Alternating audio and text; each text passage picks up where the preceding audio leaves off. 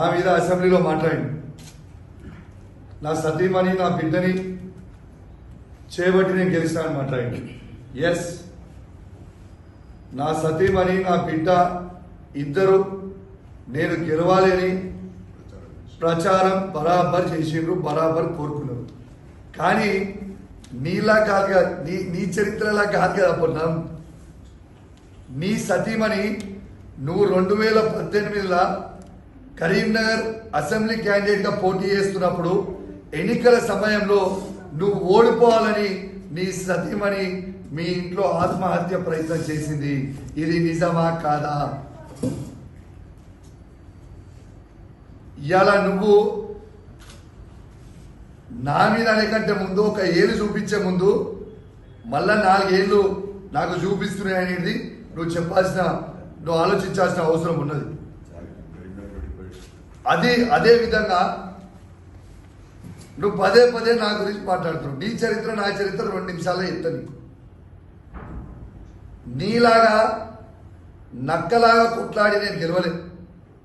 కేసీఆర్ గారి నాయకత్వంలో సింహంలాగా గర్జించి హుజరాబాద్లో మళ్ళా బీఆర్ఎస్ పార్టీ జెండా ఎగిరేసిన యావత్ తెలంగాణ ప్రజలు మొత్తం, యావత్ తెలంగాణ ప్రజలతో పాటు భారతదేశం మొత్తం తిరిగి చూసేలాగా హుజరాబాద్లో ఈటల రాజేందర్ని ఓడగొట్టింది ఎవరు అంటే అది కౌశిక్ రెడ్డి అని వినిపించేలాగా కనిపించేలాగా కేసీఆర్ గారి నాయకత్వంలో ఆడ గెలిచి చూపించిన.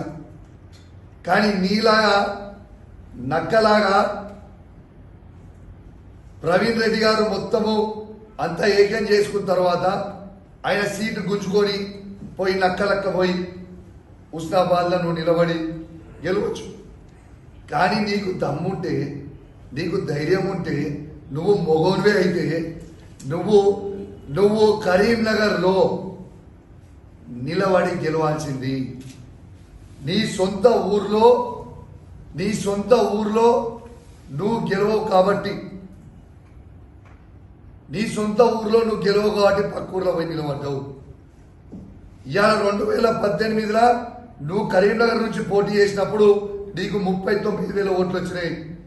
నాకు హుజరాబాద్ ఆ రోజు నేను కాంగ్రెస్ పార్టీ నుంచి పోటీ చేసినప్పుడు నాకు 62,000 ఓట్లు వచ్చినాయి. మళ్ళా అదే కరీంనగర్ పార్లమెంట్ మళ్ళా 2019లో నువ్వు కాంటెస్ట్ చేసినప్పుడు నీకు కరీంనగర్ పార్లమెంట్లో డిపాజిట్ పోయినప్పుడు నీకు కరీంనగర్ పట్టణంలో నీ సొంత ఊర్లో నీకు 19,000 ఓట్లు పడి డిపాజిట్ పోయింది. కానీ ఆనాడు నేను కాంగ్రెస్ పార్టీలో ఉండి కూడా హుజరాబాద్ నియోజకవర్గంలో 50,000 ఓట్లు కాంగ్రెస్ పార్టీకి ఆనాడు ఇప్పించిన. నీ సొంత వార్డులో నువ్వు ఉండే నీ ఇల్లున్న ఏరియా దగ్గరలో కేవలం 23 ఓట్లు మాత్రమే పడ్డాయి. కానీ నా సొంత ఊర్లో నాకు 1,500 మెజార్టీ ఇచ్చిండ్రు. నీ చరిత్ర అది, నా చరిత్ర ఇది. నీకు ఫైనల్గా నేను చెప్పే కంటే ముందు, ముగించే కంటే ముందు, నా సతీమణి నా బిడ్డ నా హుజరాబాద్ ప్రజలు నేను గెలవాలని కోరుకున్నారు. వాళ్ళు నన్ను గెలిపించారు. కానీ 2018లో నీ సతీమణి కరీంనగర్ ప్రజలు నువ్వు ఓడిపోవాలని కోరుకుర్రు, ఓడించిండ్రు. అదొక్కటి గుర్తుపెట్టుకో. నోరుంది కదా అని నోరు ఇష్టం ఉన్నట్టు మాట్లాడకు. నోరు కూడా అదుపులో పెట్టుకోవాలని కోరుకుంటా ఉన్నాను. Thank you.